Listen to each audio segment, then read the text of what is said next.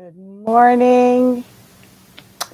As Carmen said, grand rising, everyone.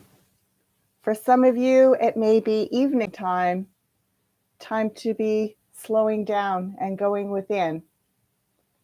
Wherever you're tuning in from, I welcome you to today's topic of Ascension Symptoms Part 2. So for those of you that tuned in with me last week, I had a little bit of internet issue, and I think it was actually kind of timely because it felt as though I needed to receive some more information about this extraordinary topic at this extraordinary time so that I could bring that forward in a meaningful way and share it with you. So since last Wednesday, some incredible new insights around Ascension and Ascension symptoms have come through for me. And I will weave those insights into our exploration today. Good morning, Shauna. Good morning. Good morning, Frederick. So I feel like one of the things that is most important to explore to begin with at the onset here is this word ascension, or this concept of ascension. And I'm going to begin by shuffling the cards and inquiring from universal consciousness, from the universal creator source, what is the most valuable way for us to understand ascension at this time? What's the best way to explore this topic and grasp it from our perspective at this juncture? Okay, so here we are. Star nations coming from all directions in the universe, a gathering of different star nations here on planet Earth.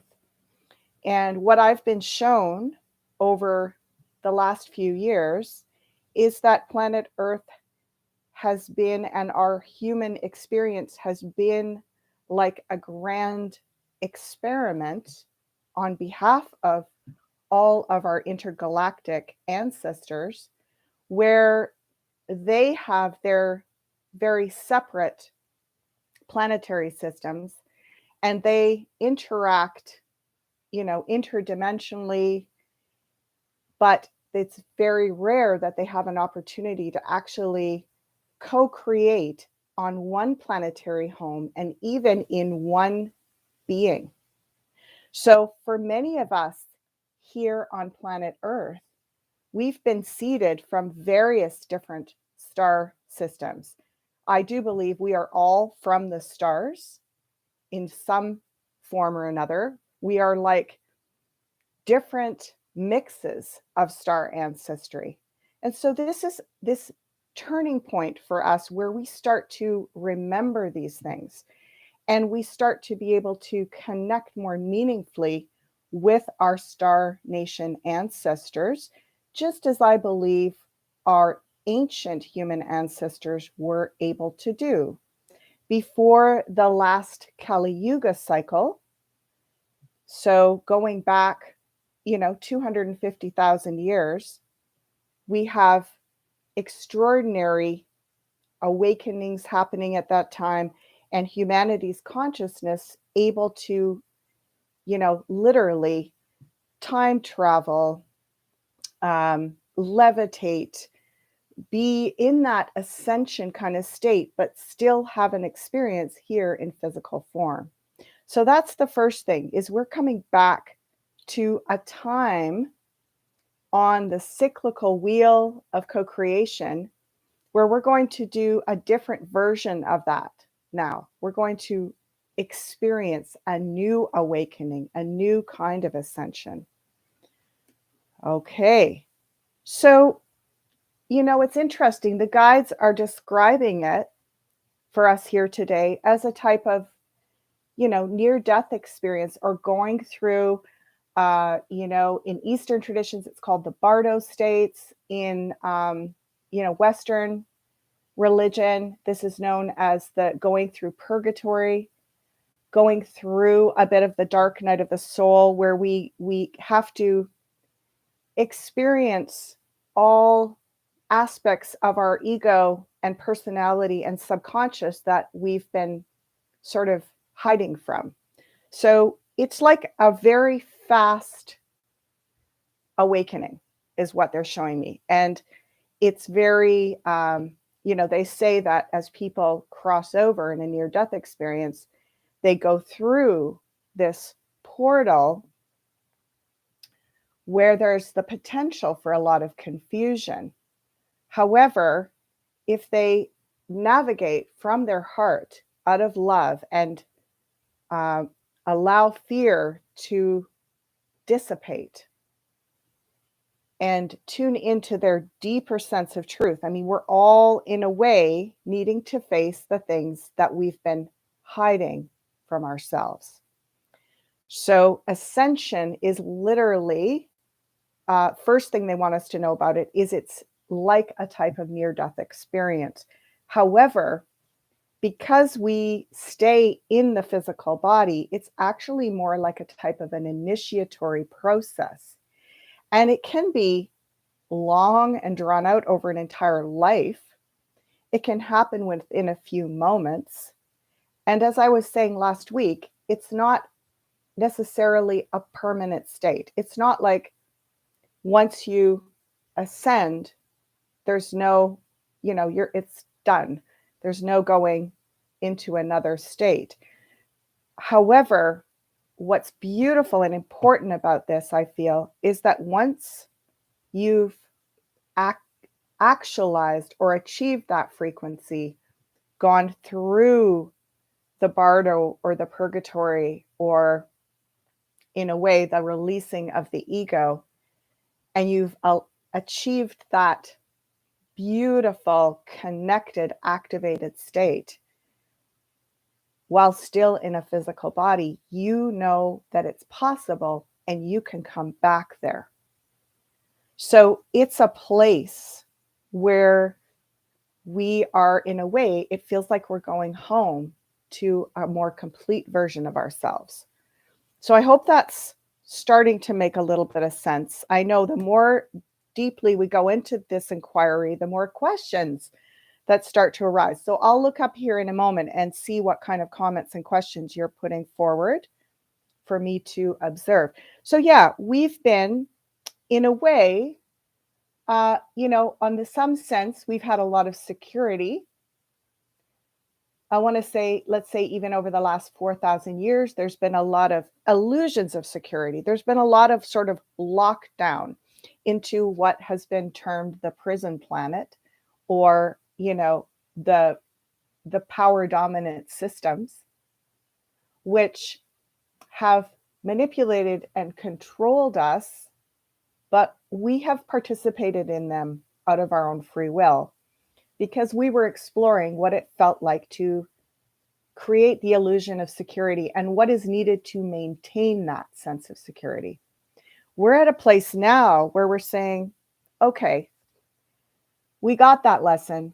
And yeah, there was some interesting kind of points there where it felt really safe. There was the illusion of a kind of safety, but it came at a price of us basically being under the control of other power dominant systems that did all our thinking for us. And yeah, basically held us separate from our full potential and power. So we're literally stepping out of that matrix now and going through this kind of purgatory Bardo state of like, okay, when we let go of the training wheels, we're at first, when you're learning to ride a bicycle and you let go of either your parent or the training wheels, you're like wobbling all over the place, and it's super scary, and it feels like, a great crisis. Where are we now? Oh, interesting. We just talked about the training wheels, and there's the chariot. So we are we are literally learning to ride in this new version of ourselves. Some people call it the Merkaba. It's the multidimensional body. So we were mostly focused on our physical body over the last 4,000 years. And now we're waking up and going, oh, right, I've got all these other bodies. And let's see where we go with this. Oh, wow. Okay. 10 of Pentacles. Yes, it's scary to feel like all that simple illusion of security is shifting. It's becoming a lot more complicated. We suddenly realize we have all these other bodies, and that we are actually in charge of them. And we want to regain our sovereign will and our destiny. But once we're given free rein to do that, we have to go through all the things that have been, in a way, all the false illusions that have kept us in this secure system. So, you know, the analogy actually that Spirit is giving me right now is almost like if we were to say, okay, I live in a city, I have this house, I have to work hard to maintain it. And I get to turn the water on, the tap, water comes out, turn the switch on, electricity is there, but I have to do this crazy money-making dance to keep all that going. Well, the other version is we live more naturally. Let's say we said, okay, I want to go live off grid somewhere and disconnect from that system and not need to be, hooked up to that grid. Well, the first little portion of that is going to be a really scary big learning curve. It's like, how many mornings you're going to come out and go, there's no water, there's no electricity. I have to go grow my own food and find, forage for it and whatever. And it's like, okay, that's a really big learning curve. That's like very scary. But on some level you go, oh, well, actually, that's real. And this was artificial. So Ascension is basically us pushing through the fear of that transition into our own sovereign destiny as co-creator beings. So we don't wait for a power dominant authority figure like, a god. When I'm talking God, I'm talking the small g gods, which would be, say, the rulers that have come onto this planet to create this 4,000 year experiment with us. When we say, well, I'm not waiting on these controllers to provide me with my, sustenance, my needs, to meet my needs. I'm getting back into a real co-creative relationship with spirit, with matter, with nature, with other beings. And in doing that, I'm going to go through kind of withdrawals. This is like a withdrawals as well. And while I was contemplating and meditating on this topic this week, Ascension symptoms, everybody, a type of withdrawal from being so dependent on an artificial system, on an artificial controlling overlay or grid. So when we start to disconnect from that grid and feel the immensity of our capacities, our connections to spirit and interdimensionally and our star ancestors, it's overwhelming because we're like, hey, it's just little old me. I don't know what to do. I don't know how to make these connections. I don't know where to start. And our bodies are also going, holy, you just like took away all this security that I've grown so accustomed to. You know, I'm also being shown it's like we've kind of turned ourselves into these very delicate houseplants. And what we're doing is what gardeners call hardening, meaning you put the plants out a little bit every day. You know, as the weather starts to improve, you put them out a little every day so that they don't just die from the shock of having to live outside the artificial system. So all of these metaphors are what Spirit wants us to play around with, to start getting this concept of ascension and how understanding it from all these different perspectives allows us to relax a little more into the process. One thing that I want to mention, I'm going to pull a couple more cards. Oh, yes, I was just going to mention this. Okay. Oh, wow. This is cool. I was just going to mention this judgment card, and there it is. All right. Okay. A lot of times when I'm speaking with my peers, my community, my clients, people are very anxious about ascension. And there's this very common perception that if we don't get up to speed fast enough, if we're not ready when that angel blows the trumpet of judgment, we're going to be left behind. Our loved ones, you know, they made choices a couple of years ago and now they're not awake, and oh no, they're going to miss the call. They're going to miss the ascension process, and they're going to get left behind, and there's no more opportunity for them to ascend. This is something that we can directly trace to the whole judgment apocalyptic Western religion mythology. This idea that some are going to be able to rise up and be embraced into heaven and a beautiful dimensional reality where they will be once again safe and cared for.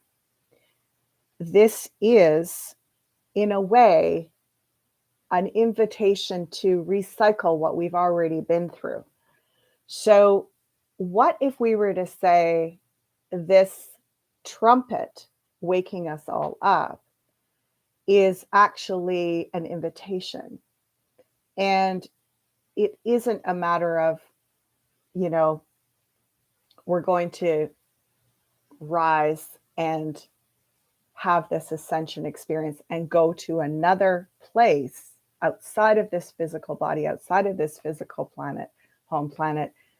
To me, that's dying, you know, which is beautiful. It is a type of ascension, but it is not the ascension that I believe we are being invited into here. The ascension we're being invited into is actually more loving, holistic, forgiving, eternal than that. It isn't a one-shot deal, a one moment in time, you're in or you're out. It's a process. It's again, as I was saying last week, similar to enlightenment. It is a frequency, and once you're in that ascended frequency, and I want to say all of you watching this have likely experienced this in your life, at least for moments, if not for perhaps hours, days, weeks, and months. I know I have. And we have the memory in our bodies, in our psyche, in all our bodies of what that feels like. And that is like Christ consciousness. It is being in this form on this planet with all this other stuff going around, and yet being somehow in an ascended or deeply activated, integrated state while still interacting with this reality. So when we look at ascension, and I think of the word, it means going up, to ascend. I want to shift that word a little bit and take the away from ascension. Like, we're actually not going up and out of physical. We are moving into a state of sentience, ascension, sentience. We're deepening into the integration of sentience, which is being alive and awake on all your levels and all your bodies simultaneously. So again, it's this idea, is this a destination or is this a state of frequency where once we know how to get there, once we say, okay, these are the things that get me there and these are the things that boot me back out of that state again. These are the practices, the associations, the community, these are the building blocks that help me experience more and more of that frequency.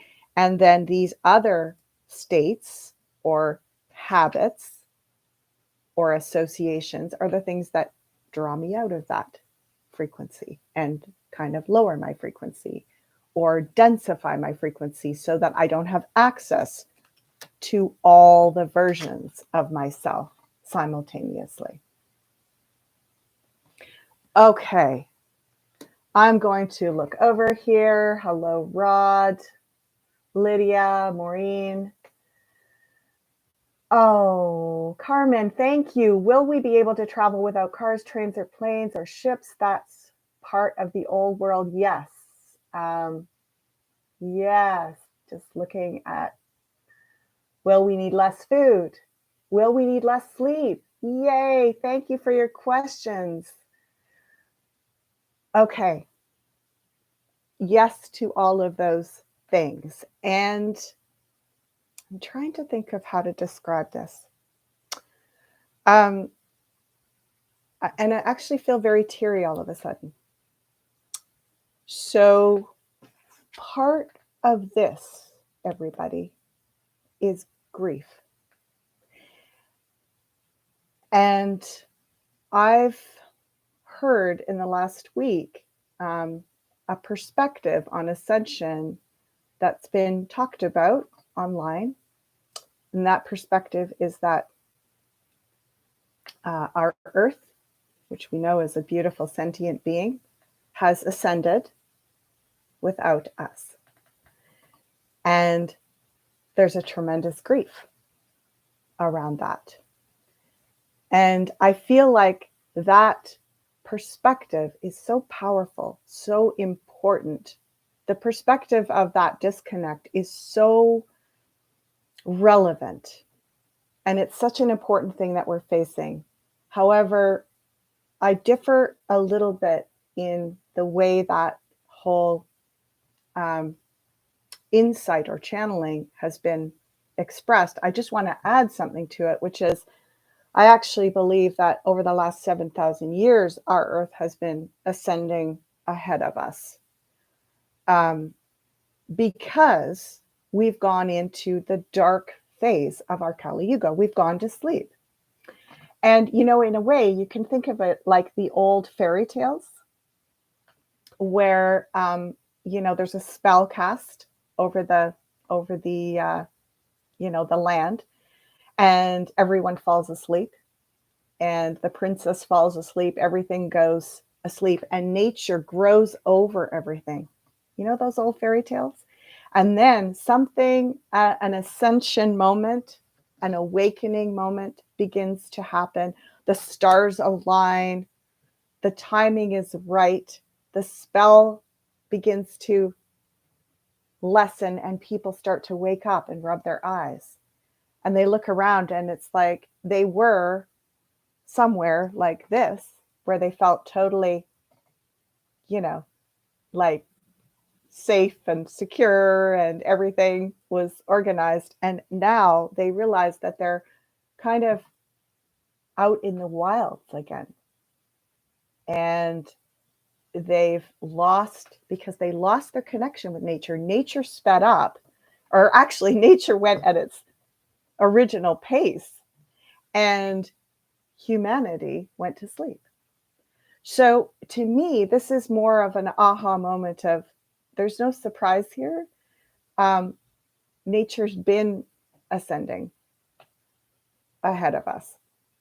And if you think about it, this is the grief we've all been carrying for the last 7,000 years, definitely super much for the last 4,000 years. We've been experiencing the disconnection from our beautiful Earth Mother. All of the indigenous ancient ancestors that we had that were in this ascended state, they were in all their bodies simultaneously here on Earth, and it was a golden age. Relatively euphoric, idyllic, utopian age. People still made mistakes. There were still challenges and consequences, but overall, it was just so enjoyable and synchronistic and beautiful and interconnected and interdimensional. That's what you're talking about when you're saying, are we going to need less food? Are we going to need to actually travel in physical vehicles?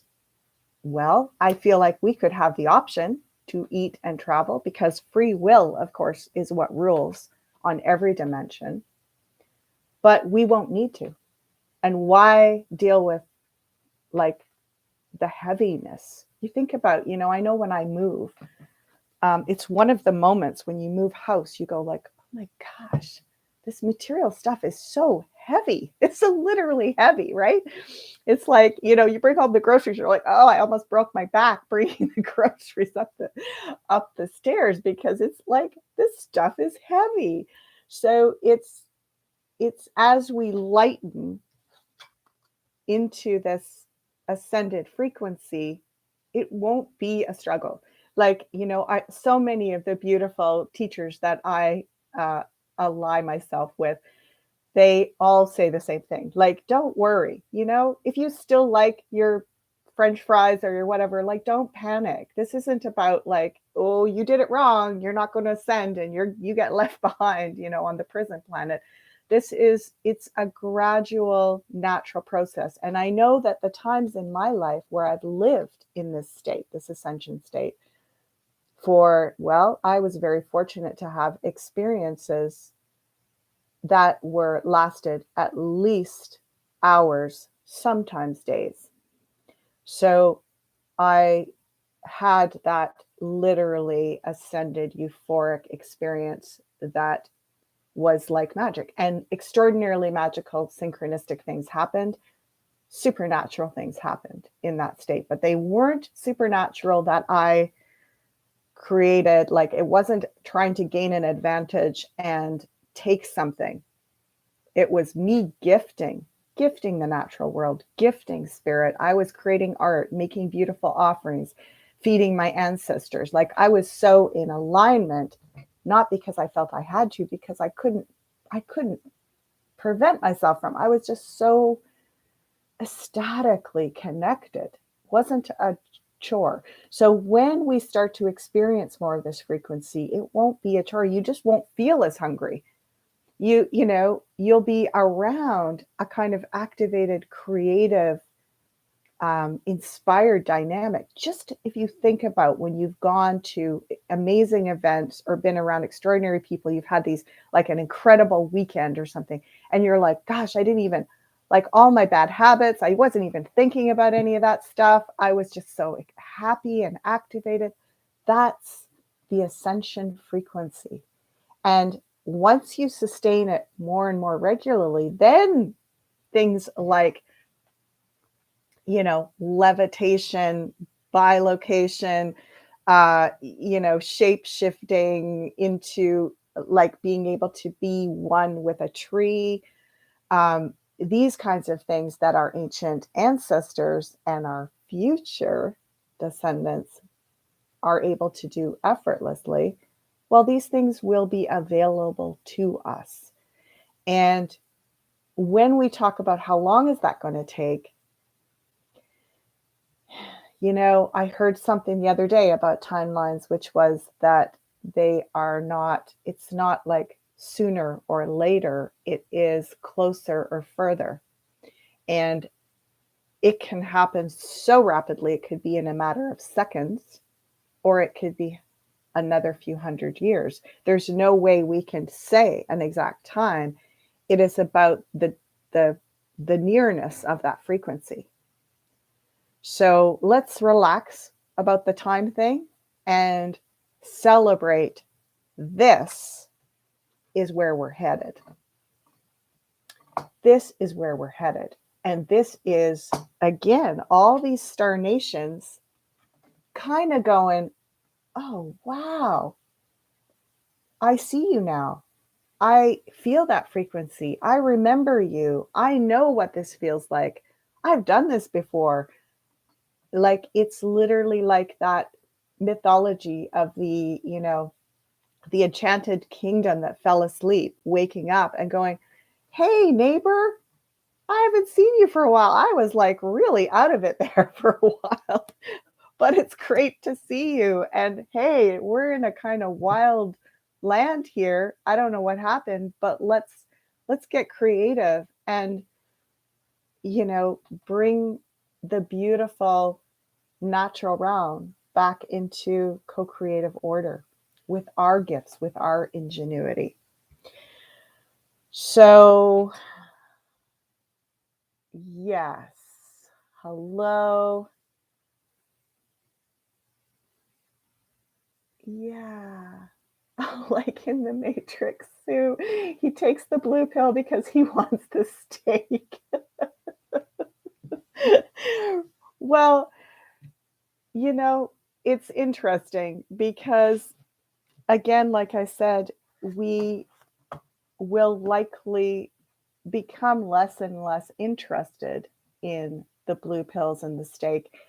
And for some reason, I'm being reminded of this experiment that was done with rats around addiction to heroin. And they actually had the rat alone in a cage, and it had water laced with heroin. And eventually, of course, you can imagine the rat became addicted to the water laced with heroin.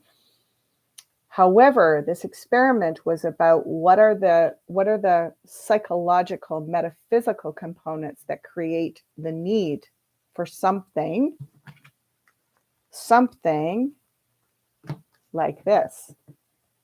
The security, what are the components? It's disconnecting that rat from its natural experience, nature, community, activities, a feeling of connectedness with spirit and matter.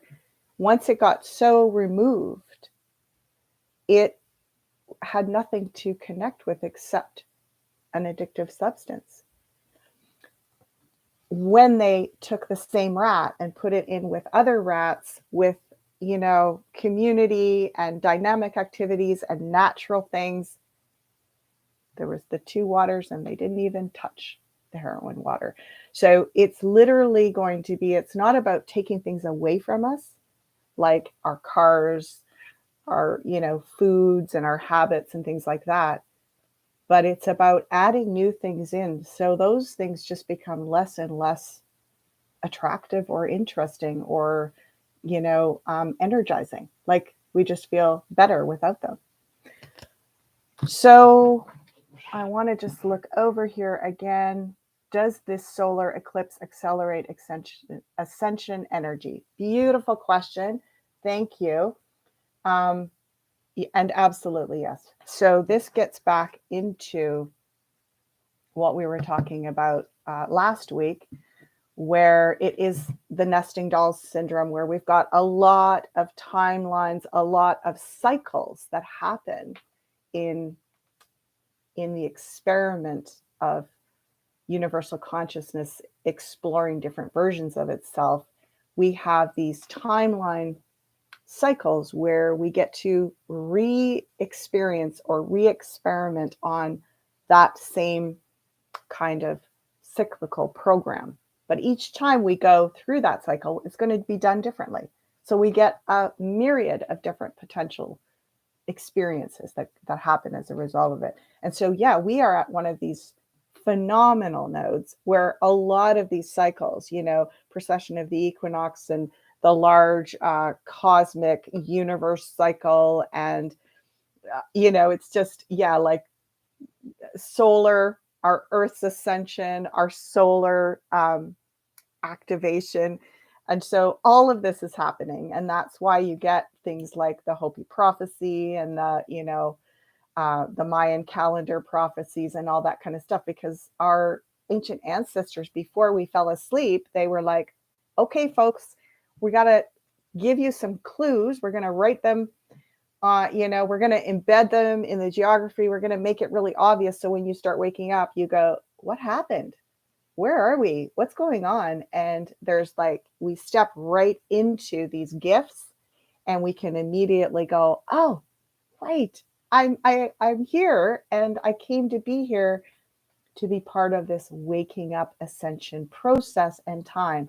So the solar eclipses, the lunar eclipses, of course, they've been going on for a really, really long time. But what's happening astrologically right now, the astrologers are saying, oh, you go back as far as astrology has been recorded. There's no evidence of events like the stacking of all these different synchronistic events that's happening right now. So, fellow beautiful souls, yeah, Rod, tons of grief, right? Let's talk about that. Because 4,000 years of sleep, we've been having nightmares that whole time. And it's like waking up, when you're a little kid and you have a nightmare and you wake up and you're like, I'm scared. Where am I? What's going on? Where's my mom? It's like we are now being given the opportunity to be that for each other. To literally hold each other as we cry ourselves open to a new day. Whatever that journey that we needed to go through in our sleeping time, it was a dream, and we can really welcome the new day after we've done our dream analysis and been comforted. So the grieving is absolutely essential. Yeah, Sue, you've heard people say, just drop it, move on. Yeah. So it's not about that. It's not about just dropping it and moving on. And you know what? Our bodies aren't going to let us. They won't. So this is what, when we talk about ascension symptoms, gathering it all back around, and then I'll pull some more cards to see what Spirit wants to offer us in terms of support. This is what ascension symptoms essentially are. They are our bodies waking up. Our psyche, our multiple bodies are waking up simultaneously, just like in that mythology about the enchanted kingdom coming awake. What does it feel like when you wake up, especially if you've had a lot of nightmares? Your body's been detoxifying. You wake up, how do we feel? Groggy, grumpy, stiff, achy. What do we need? Comfort. Take some deep breaths, go outside, put your feet on the ground, wake up slowly, have a drink of water, wash yourself. I know, we're all going, have a coffee. Well, we'll have to figure out what that is like for us, maybe a little bit at a certain point in this process is healthy, but for every person, everybody wakes up differently. Everybody wakes up differently. So we've got to really listen. What does our body want to do? Maybe it wants to just curl up in a blanket and look out the window for a while. And the Ascension symptoms, they don't make sense. Like I said last week, the difference between a kind of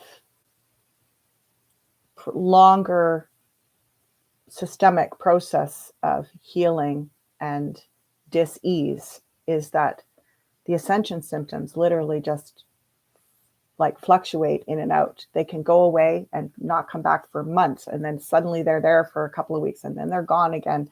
So it doesn't really make sense in terms of physical disorders. It's more almost like a metaphysical.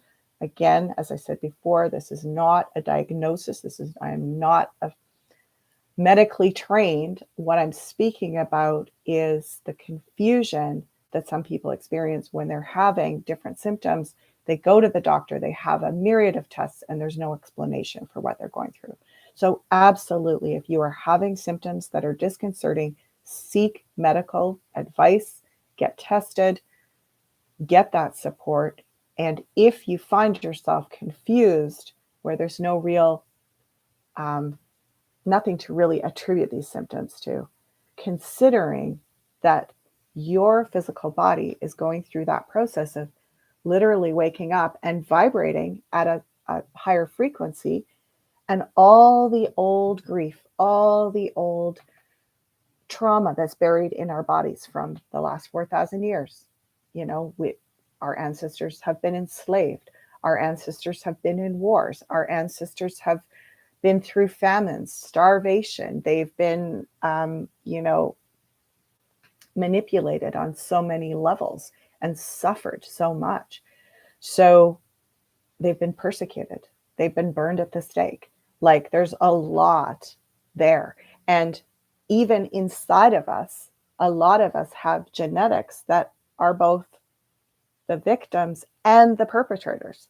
So we've got that going on inside of us. We've got like the terrible trauma coming to the surface, and then the terrible realization that some part of us was part of that. Like, it's just huge. It's huge what we're going through. Huge, huge, huge, huge. So how do we come to peace, to love, to activating into that beautiful frequency with spirit, that ascension frequency? I'm going to say one more thing, and then I promise I'll pull cards. When people go through, again, I like to think of this ascension as a rite of passage. And when we go through, when shaman are being trained and initiated, or an initiation passage, right? There's usually some kind of a process where things get quite challenging. They're either tested physically, psychologically, mentally, emotionally, all of the above usually. And there's a process of the ego going through that state of the Bardo. We're going back to the beginning of this presentation, the near-death experience. That is part of the awakening for an initiatory experience for, say, a shamanic practitioner, or in this case, for us to activate into an ascended frequency. There's going to be a kind of near-death growth process, and that's where we kind of come apart at the seams a lot. So because we're not maybe doing this as intentionally with as much support, I feel like we're spreading it out over months and years, as opposed to having, in the old days, the initiations were usually 3 days and 3 nights. And on the 4th day, you rose from that death and you were reborn, or resurrected, or, enlightened at that point. So ascended at that point.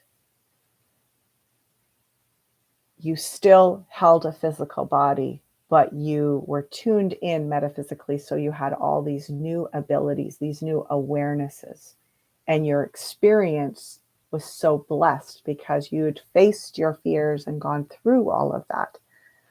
So in terms of what we're experiencing now with our ascension symptoms, let's look at how spirit wants to support us. Look at that, the healing temperance angel. I'm almost getting a message here, everyone, that there's several different ways to go through this ascension. There are faster ways, and they will likely be more dramatic and intense, and yeah, like that, like the tower. Or we can go through this process more slowly and gradually and integrate it as it's happening. So let's see what spirit, higher consciousness, universal intelligence wants us to know. Okay, so interestingly, what I'm getting, the guides are saying there's 3 different ways that we can go about this. And that many of you who are drawn to me are likely the tribe that are going about it the gradual way. Very interesting.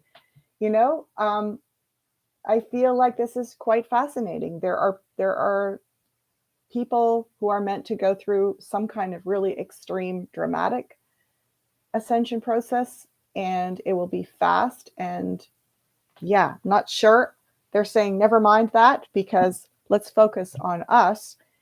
We are, if this resonates with you at all, I'm not saying all of you viewers, some of you may be like, forget it, Ashala, I'm going for the fast one. But some of you were maybe going, okay, this is kind of resonating. This is feeling like actually what I designed for myself. If that's you, this is what I'm being shown. We are being given tools, and we are being given a track to work in, and they're going slow and steady wins the race.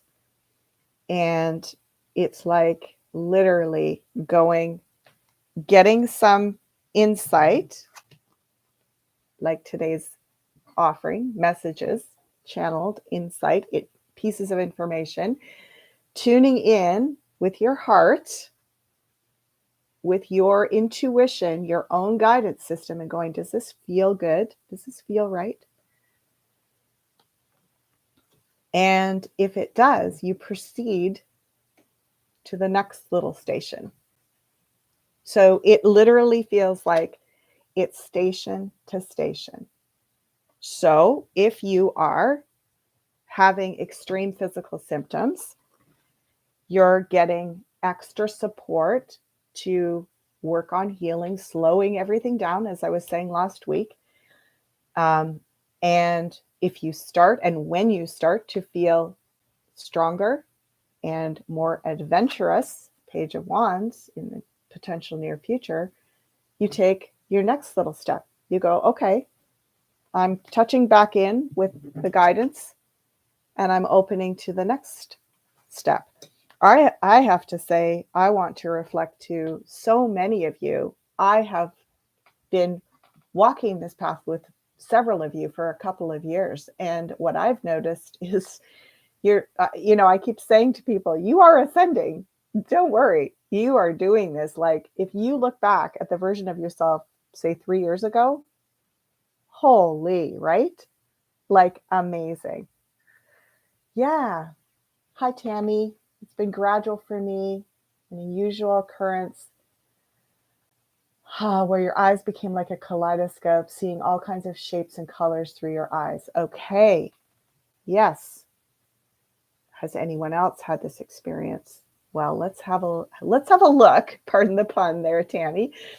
Again, also, I feel like so many of us have different ways that are new awarenesses, our new gifts, our new activation are going to present themselves. I just know even among my friends who've had more of this type of experience, we all have different ways that spirit moves us, that spirit supports us, that spirit guides us or gives us special abilities. And again, these abilities are not something to take advantage of or to claim as ours. They are gifts in the moment that we get to experience, play with, celebrate through, share with others. It's not an ego thing. Okay, I'm going to make it if I have these powers. No, it's if that's where you're coming from, back asleep and back through that Bardo state near-death experience, because it's going to be, you can't get there by demanding, commanding, forcing. It's emerging. It's an inner state of emerging. And breathing, grounding, again, tuning in with the things I don't know for you. You know for you what things support you in moving towards more of that kind of state, and what things make you go, ugh, now I feel yucky. And you just become so attuned. It's these little micro adjustments. I've noticed that with my physical symptoms where, I've gone through a lot over the years with a lot of extraordinary physical challenges there's no way to explain them medically, but they've happened. And what I've learned is that every one of those symptoms and ascension processes brought gifts to me in the healing of them, in the facing them, in the addressing them, in the overwhelm of them. I learned something. And what I learned is actually what's allowed me to become the person I am now. So it's each one of these ascension symptoms are, in a way, your ticket to sovereignty and liberation from that prison system that was at the beginning of this reading. Every one of these, every one of these challenging symptoms are a gift. And as so many of you are speaking about, there's these extraordinary new abilities that we also experience. And again, if you're interested in the path that I've walked and my ways of exploring this, what has worked for me is I work with those special gifts, just like the work I'm doing right now. I work with them in a very, very humble, very peaceful, very present, grounded state, which is, I don't expect them to be there ever. And there's never an expectation. There's an intention to be open, to care, to share. And that's what I believe in. I believe in my intention, the integrity of how I'm approaching things. That's all I have control over. And in doing that, I set the tone for my own path. So it's really a lot about learning to work with yourself and learning to work with, if spirit gives you these new abilities and you love them and you're like, okay, I see these kaleidoscope colors and now I want to paint them. I feel, I go outside and I see things in the clouds. I see auras around things, and it makes me so glad to be alive. And I feel so safe and connected with spirit and energy. That is beautiful. If it makes you go, oh God, this is overwhelming, this is too much, No problem. No problem. You're not going to get punished for going, whoa, slow down, slow down. You know, it's not like they're going to take it away from you. It's just you say, okay, that's cool, but I need to go a little slower, and no judgment here. Yeah. Yes. Rod, a definite cleansing going on. Beautiful. And the grieving process, I want to leave you all with some invitations. uh, I have found some beautiful mentors and teachers and guides along the way. And some of them are represented in the offerings on my website in the book club area.